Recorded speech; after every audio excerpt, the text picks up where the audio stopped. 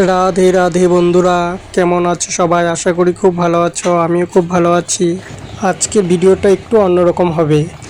তো আজকে মামা বাড়ি যাচ্ছি সকলে মিলে, ফ্যামিলির সকলে মিলে। তো আমার দিদা আছে আমার পাশে, মা আছে, বৌদি আছে, দাদা আছে। তো সকলে মিলে মামা বাড়ি যাচ্ছি, কারণ আজকে মামা বাড়ি শিব পুজো। তো সেটার উপলক্ষে যাচ্ছি। চলো যা।